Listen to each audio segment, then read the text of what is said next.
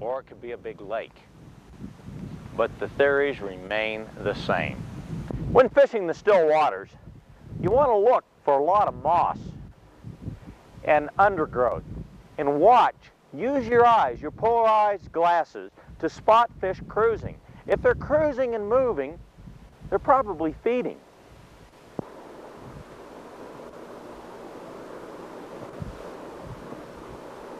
Notice that I'm varying my retrieve. Make another cast. I'll use different fast strokes like this, and then slow strokes to try to see which type of retrieve may work.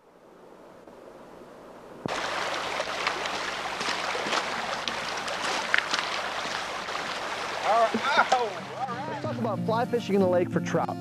It's going to be a little bit different than fishing in the stream. There's a few things that you must have when you're fly fishing in the lake. The most important part of fly fishing in the lake is the depth you're fishing at. Whatever you're going to be using, whatever the trout's eating, is not moving near as much as it is in a stream. Therefore, the trout's going to have a lot of time to look at it. In order to get it in front of the trout all the time, all day long, you're going to have to use what we call intermediate lines, sinking lines. That is a must when you're out fishing for trout in the lake. Because in order to get that at the right depth, you have to have the right sinking line, whether it's medium or whether it's way down low. You got to get whatever you're fly fishing with down to the trout so they can eat it. They can look at it all day long if they want to. They can follow that all the way up to the boat. So we have to really, really hone our skills on how to retrieve our flies through this water. It's gotta look very, very natural. A tougher way to get fish on a lake is with a dry fly. I'm not saying you can't do it, but it is a little bit tougher. You gotta wait for a hatch. You gotta be there at the specific times. You gotta really key that stuff in. A nice thing to have is a belly boat or a pontoon boat. That's very important when you're fishing lakes, is to find the structure. Might be harder to get at from the shore, so go out and get yourself a boat. It'll be a lot easier to get to.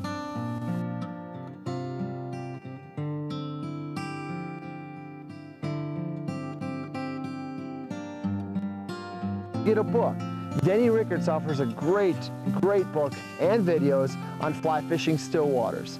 You know, one of the reasons I fish lakes is it offers us an opportunity to catch a lot of big fish, probably a lot more than what you're going to do on a stream and a river. And the other thing that I really like about fishing lakes is it gives you a lot of solitude, but you know, we struggle a lot of times because lakes seem to be intimidating for a lot of us, but folks, it doesn't have to be. Fishing lakes is really a matter of three things.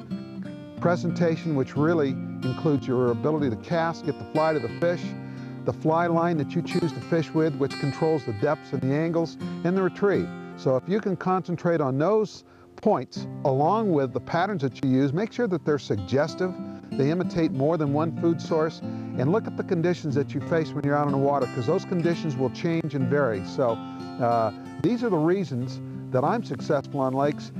You know, folks, one of the things that I find that's really critical, and I try to share this with all the clients when I'm guiding, is that when you get out to the lake, before you even get started, there's 5 key things that you have to look at, because these 5 keys are going to give these trout direction as to where they're going to be, what depth they'll be at, what they're going to feed, how fast they'll digest their food, when they spawn. And here's the 5 that I look at. First thing I'm going to look at is the sky. Is it sunny or cloudy? Because that'll make a lot of difference on what fly we're going to use, what depth we're going to fish. Second point that's critical to me is the water. Is it flat like you see here right now, or is it rippled? Third thing, is the water warm or is it cold? Because if the water's cold, that means we're going to have to slow down our retrieves. If it's warmer, we can do a lot of other things that are different. We can speed up our retrieve. Fourth thing, I look at the water and determine whether it's clear or it's cloudy, because if it's cloudy, we can do some things that we can't do when the water's clear. That's a tougher presentation thing. And the fifth thing, one that you have to know, you got to know the depth of the water you're fishing, folks. If you don't have some way of measuring it with a depth finder or something, then you can probe and count down on your line until you start hitting that bottom. But these are the key things, and all these things will direct and tell these fish where they're going to be, what they're going to eat, how soon they're going to digest, is points I just made a minute ago. And from those points, all that tells us, it'll tell us what line to use, what retrieve to use, what flies, what speed to pull them. And it's really kind of a key to what you need to do in order to be successful.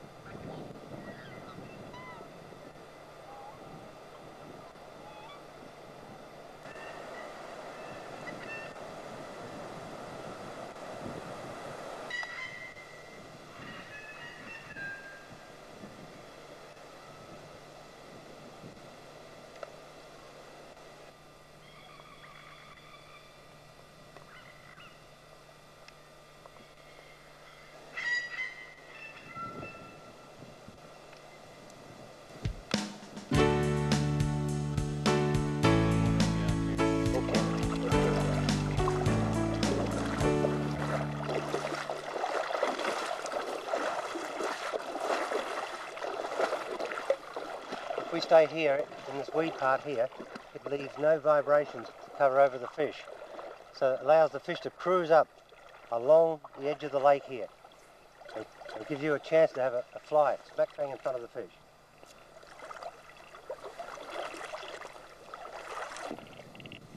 Straight in front of you, Dennis. That bit of weed, straight 12 o'clock in front of you. No, 12 o'clock, twice the distance that you just cast. Part of it here, you see a patch of weed? Yep. Just on the right-hand side of the weed, watch, and you see the fin of the fish. Either his tail or his dorsal fin is going to pop up. Just on the side, average cast. Let it set. Like 10 weeks, 20 weeks, 5 weeks. And you got him. Hey man, you got him. Wow. That was great. Isn't that great? First stroke. Tail and fish. Look at that fish go. That is a strong. Hey mate, that's a nice fish. It is a great fish. Good call.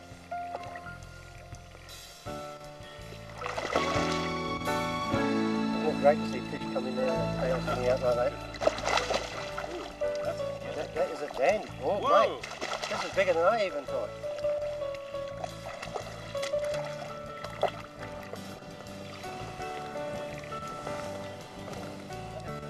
This wonderful brown, Right. a golden brown trout. Beautiful conditioned fish. Took the woolly worm. Yeah, he took the woolly worm. First stroke. Isn't that a beautiful fish? Yeah, look at that. A lily woolly boom, and it's all yours. Say goodbye. Here, would you like to release him? Just drop your rod. Fish is yours.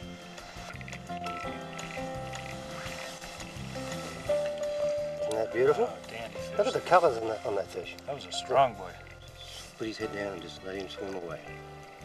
Beautiful. Oh, right. Mate. That's a good fish. Good call.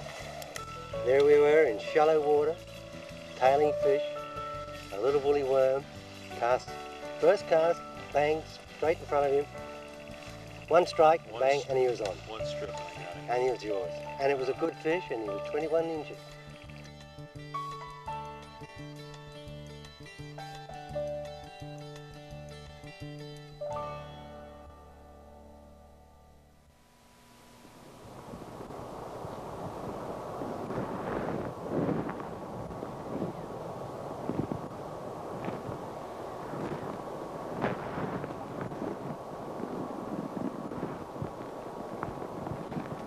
You know, we've talked about learning to cast, and we've shown you on the lawn and in a pond. Now we're on a river. Things change. We have currents. We have fly drag. See the fly drag on the water. What's the object out here? Well, the object is to make that insect look natural. We accomplish this by casting, by laying down a cast.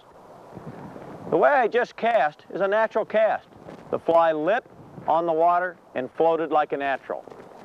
Hey, if you're laying your line out like that, that's not a natural cast, and the fish know it.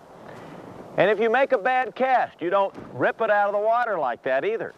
You know, a lot of big fish have been caught on bad cast. You make a cast and it comes up short like this, let it float out. Let it drift on by. You'll be really surprised. You may be turning to look at your buddy, and a big fish will come up and take it. You just never know. But probably the most important thing a beginner can learn is not to cast a lot of line. Don't get out a lot of line and start getting out of control. That's why I'm standing in the water. We want to sneak up on the fish and get a proper cast. Many times you're going to find you're going to have to cast upstream. Conditions will warrant it, and that's the old classic English way of fly fishing, casting to an upstream rising fish. We're fishing it dry, we're laying it out soft.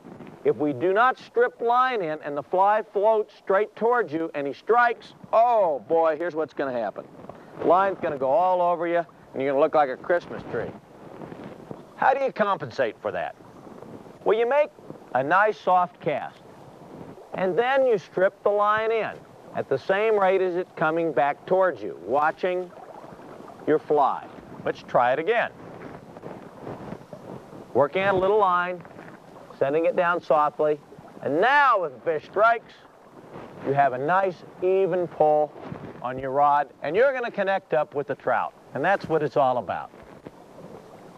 Now, lots of times the current will be coming very fast, or it might be at a slight angle, and you'll find that when you make a cast that you want to add a little slack. I just wiggled my rod tip. And still, you're going to have to compensate using your stripping in method. Another way of accelerating your line is a simple roll cast. And that accelerates your line rather than have to strip it all the way in, then pick it up in the air and start casting. It's very popular with people that are working banks that need to move real quickly. And they say, oh, see a fish over there rise, roll and cast. Try it again. You look, see a fish, a little flick of the wrist, and you're back in business. Well, there's two ways that you can accomplish a natural drift. You can lay your line upstream and follow it down with your rod. See how I'm doing that? Or, when you lay your line out, then just roll your rod over, adding a little loop. Again, follow your line down, pick up a little bit of slack, and you get a longer float. And again, let that fly float out. Even though it's dragging, gently fish it back. Now I'm going to pick the line up with a little flick of my wrist, just like that. Let me show that to you again. It's just like adding a little roll cast to it, just like that, and we're accelerating the line. The reach mend, let me show you that again. Reach mend, reach up, direct your line over. All you're doing is taking your arm in the middle of the cast and reaching over.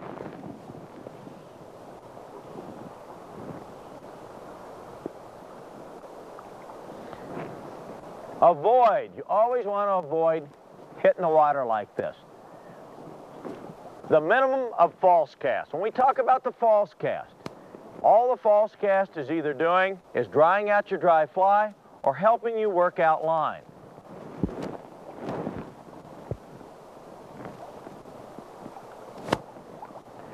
And it's easy to add your mends. You can add it as you go downstream. Now watch, we want this fly to float even longer. We can just feed out line, just like this. Feeding out line, increasing the length of our float. One of the biggest mistakes I used to see beginners make when I guided was reaching for a line. Let me show you what I mean. You make a cast and the line gets away from you. All of a sudden, you reach up here to grab your line. And I'll guarantee you, a trout's waiting. The minute you reach up to grab your line, boom, he grabs that fly. How do you eliminate that? Well, learn to cast this way.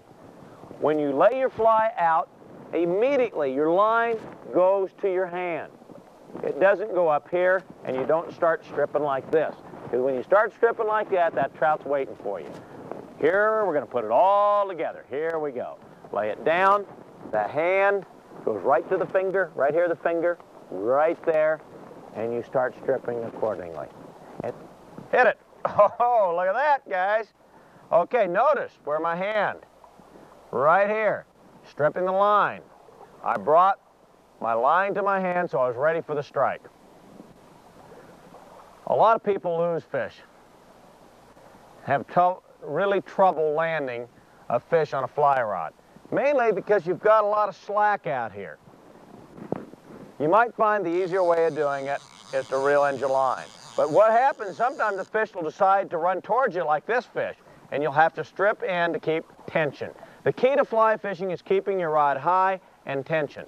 Now, lots of times a fish might run and go away from you, and he'll pull the line out just like this.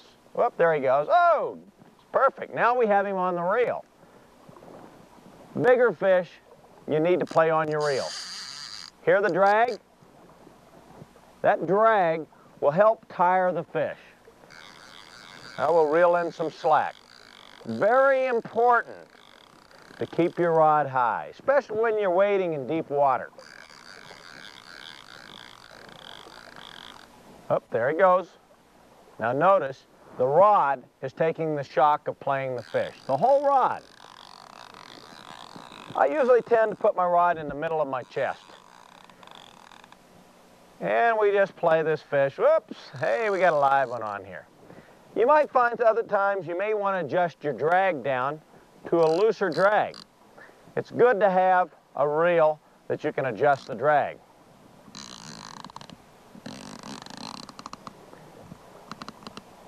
Always try to keep the fish downstream from you. If he gets upstream, he can go straight up there and you can't follow him. It's easier to go downstream with the trout. Well, we are going to move a little closer here to shore. We've got some big rocks out here. You always got to be aware. Whoa, nice fish. You always got to be aware of what structure you have around, so you don't bring the fish right into a log. The key of fly fishing is being aware of your surroundings. Looks like we've got a nice cutthroat.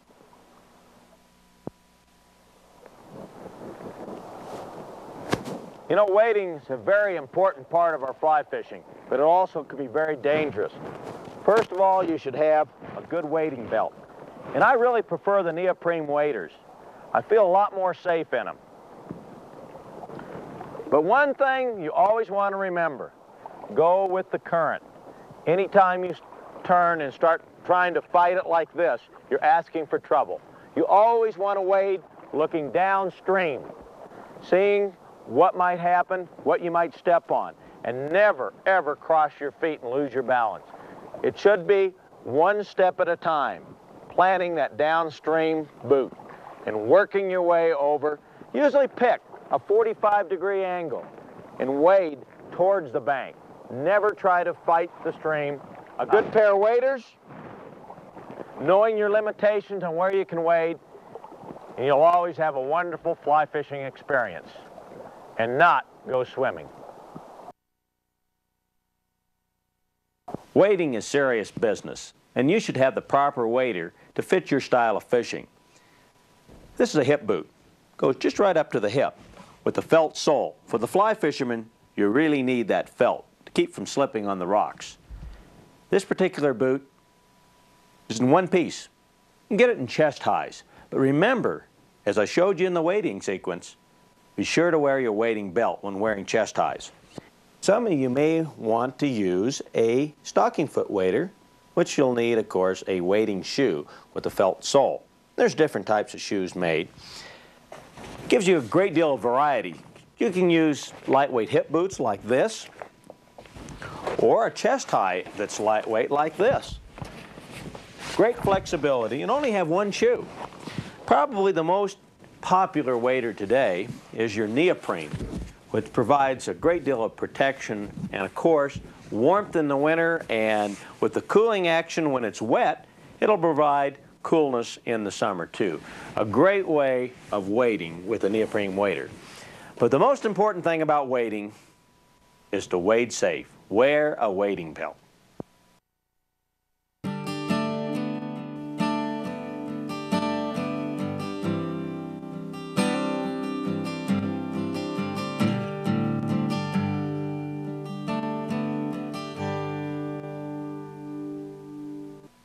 Gary LaFontaine is recognized as one of the top authorities on nymphs. His books, Challenge of the Trout and Caddisflies, are bestsellers. The new River Rap audio tapes have excited the angler. Join Gary as he teaches us the basics of nymph fishing. Thanks, Jack. Nymphs. They imitate the subsurface life of aquatic insects. Whether it's mayflies, stoneflies, caddisflies, they're really important to the trout. Most of the trout's diet consists of nymphs. A good selection of them and a little bit of skill towards using them will make you a better fly fisherman. They'll help you. Come on along with me and let me show you how to use them. Some water, it just aches to be fished with a nymph pattern. A riffle like this will contain most of the subaquatic insects in a trout stream. The riffles, rather than the slower pools, produce about 80 to 90% of the food in a waterway. Now, if you go up there and you work this nymph along and you bring it back dead drift, you're going to be covering a lot of fish that are used to seeing those subaquatic insects drift by their nose. Now, what I like to do is fish a nymph dead drift. Now, when you do that upstream, you have to have slack. You have the same problems of drag that you have with a dry fly.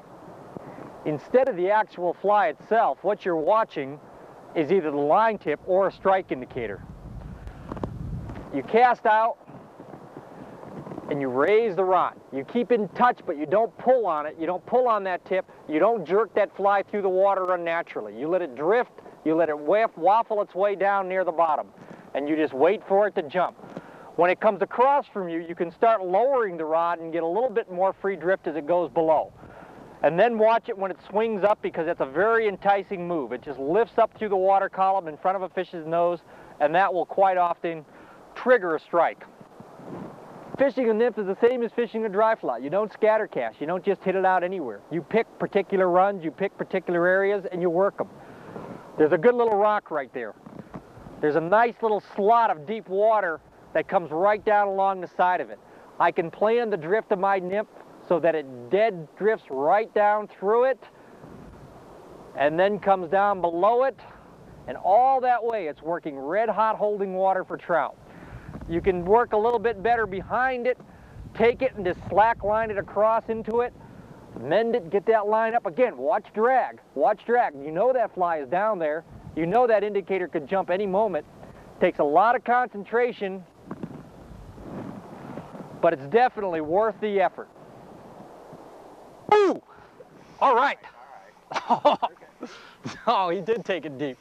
Come on. Oh, wait a minute. I think this is a nice one. All right, all right, all right.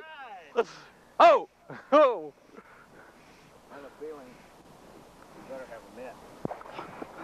Oh, he's strong. He's tough for his size. He's a gorgeous fish. Oh, he's pretty.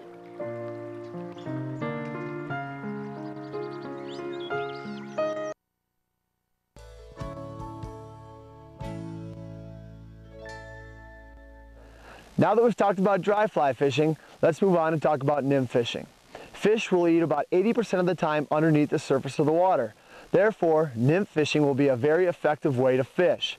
The only problem with nymph fishing is you can't always see the fish eat your fly. That's why we use a strike indicator. A strike indicator will act kind of like a bobber. You're going to be watching that on top. When you see that thing dart, move, it means the fish is eating your nymph. Now, it's not always a big dart underneath the surface like a bobber is. Sometimes it's a very subtle take. Your indicator will just kind of, boop, it'll just move just a little bit. That means the fish is taking your fly. Another way to nymph fish without watching the indicator is to watch the actual fish you're fishing for. If you're fishing for one big fish, you can watch him. If he moves out and he opens his mouth and you see that big white mouth open, you know he's probably taking your fly. You can set the hook. You don't need to always watch that indicator. That's why it's a very effective way to fish. We're standing out here in the middle of a river. We got a nice hatch going on. That means dry flies on top of the water. What some people don't realize is you can nymph fish during the middle of a dry fly hatch like this. We've now attached our Cabela's nymph leader.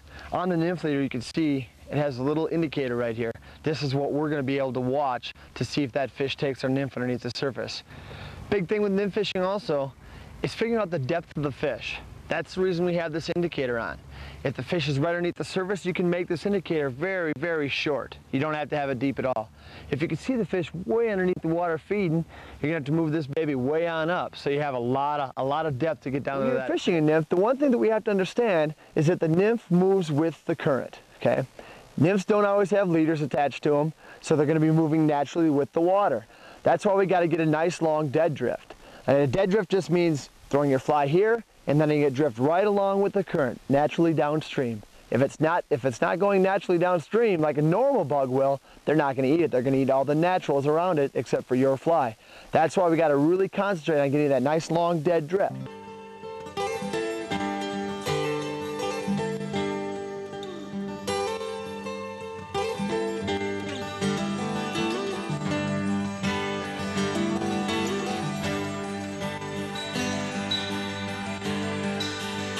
Now the nymph, oop, he looked at it. Oh, he took it. He took it.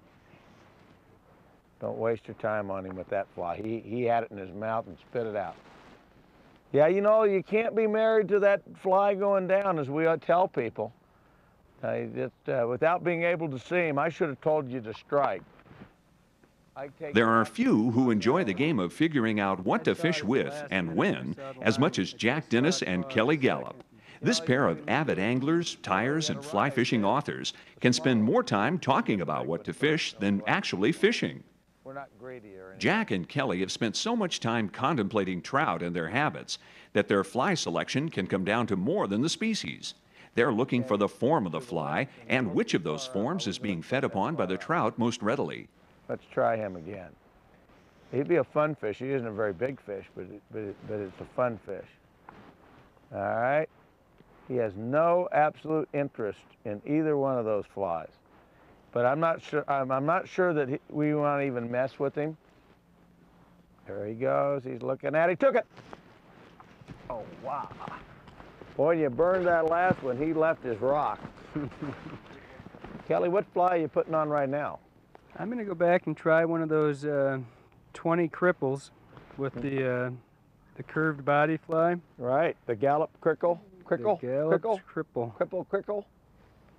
I'm going to see if we just can't get one down in the film. He seems to be splitting his time between nymphing and dries.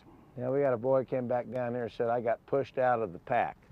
Good sign. It must mean they're actually feeding. When they're actually feeding, they'll push out these fish until everybody will take his own little spot. There he goes. Yes, sirree, Bobo. My man from Michigan comes through.